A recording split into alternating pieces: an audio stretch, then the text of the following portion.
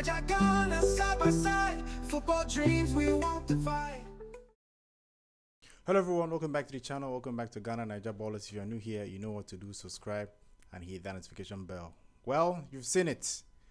Ghana couldn't beat Chad away from home. I know the people will say it's the pitch. Otuado might say it's the pitch, that he doesn't know why CAF allowed them to play. But Ghana had several chances to score, but they kept on missing the chances. Anton Semenyo could have scored about 2 goals. Caleb Yorinchi had his own chance to score, but they kept on missing. They were blasting the ball. They forgot what placement is. Placement is needed in situations like this, but they keep blasting. I don't know. You place the ball, you play it soft, you play it hard. No matter how you play it, once the ball gets into the net, it's a goal. So we won't say because he blasted it, it's a wonderful goal. It's more better than a goal that has been passed into the net. No. I don't know because the players played as if they have already qualified for the World Cup. Because if Ghana goes on to lose against Mali, it puts Ghana in a very, very tight spot. So Ghana will do their best to make sure that they don't lose against Mali. This game was supposed to be the game that Ghana get 3 points. Then if they get draw against Mali, they will say, okay, we are 1 step away from qualifying. It puts Ghana in a very bad spot, and they'll have to make sure that they don't lose against Mali this weekend. I don't know why we make things difficult for ourselves. You might say it's the weather or the pitch or whatever. After Ghana took the lead, Chad started pressing. Ghana had several chances to actually hit Chad with the counter attack, but they decide to pass the ball backwards. They decide to slow the game down. Why? If this is an instruction from the coach, then it's terrible coaching. It's terrible coaching. I don't know why any coach would decide to make sure that would decide against making sure that they get a 2-goal lead against Chad, a team you beat 5-0 at home. Personally, I knew it was not going to be easy, but I was expecting Ghana to win this game. The 1-0 victory, I would have said, okay, they are playing away for, they are playing at home, and they had several fans coming to support them. This is their first game in how many years?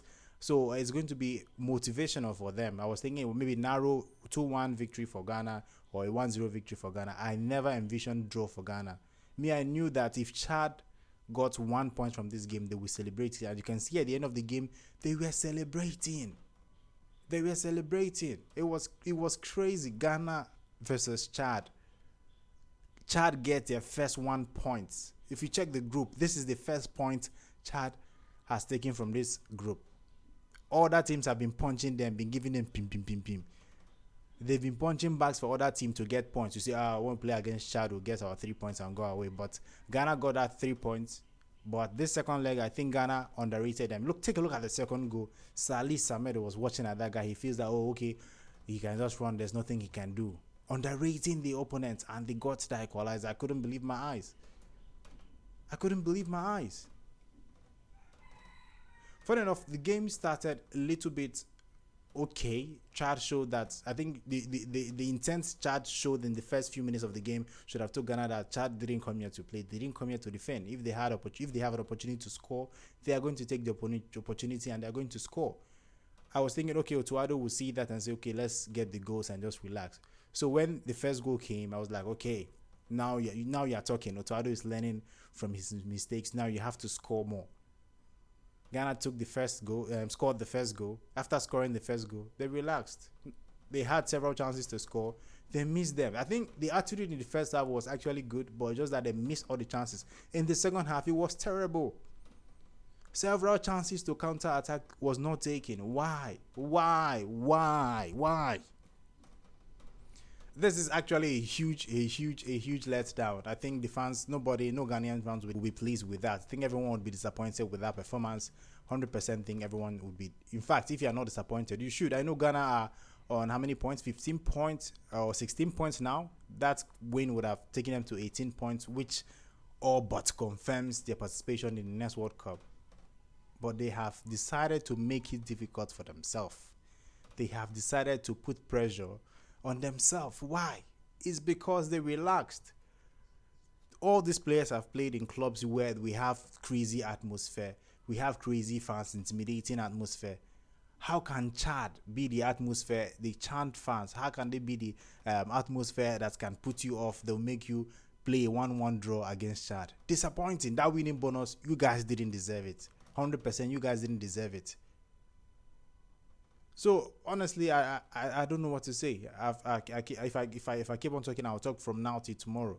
I don't know who I can blame for this. If it's the coach, if the players are playing according to instructions, or if it's poor selection. Because Mohamed Kudus played very well. I need to put that out here. Jonathan, you played very well. Antoine Semenyo, not good. Should have scored, I think, 1 or 2 goals in this game. I think Antoine Semenyo should have actually done more in this game. I expected a lot more from Antoine Semenyo in this game. I'm disappointed with his performance against Chad. I need to say that, yes. Then the midfield, Salis and Elisha Owusu partnership, terrible. 0/100, terrible. They don't know how to communicate. I don't know. You guys, you play for your club. You play very well. You don't give any player chances to actually even near the 18-yard box. So why do you come to Ghana and you forget everything that you're being taught in your club side? Does that make sense? No. Why? It doesn't make sense. That partnership, Salih Samed and Elisha Owusu, Otuado should never try that ever again. I'm telling you, he should never try that again. It should never be any partnership. That midfield partnership should never be played in any game henceforth. Even the Chad game, we feel that it's a walkover. We just use this to get points. Those two partnerships, those two players couldn't perform very well. It doesn't make sense. I think Otuado and his team and his technical staff, they will look at it and say, okay, we got this one wrong. This doesn't work. And I hope they make changes in the subsequent games, because this was embarrassing. In my opinion, this was embarrassing. Then, in the first half, the midfield was a little bit shaky. I don't know if they were not taking the game serious. Then, second half, it was also shaky. Gideon Mensah almost gifted Chad a goal. Just passed the ball to the goalkeeper. He just decided to trying to shoot the ball out, and it got deflected, and they almost got the goal. So overall, I would like to know your thoughts. What do you think about the performance of the Ghana Black Stars today? I think Chad played pretty well. The game against Ghana here in Accra, it was a very huge test for Ghana, and Ghana went and played 5-0. That's flying colors. They came out flying colors. Now they went away to play this Chad. They won 5-0. They had chances to score 2-3 goals in the first half, but they couldn't. Me, I would like to know your thoughts. What went wrong for Ghana today? What did you learn from this game? Let me know in the comment section, because me, I can't believe that Otuado and the boys couldn't take advantage of this free 3 points.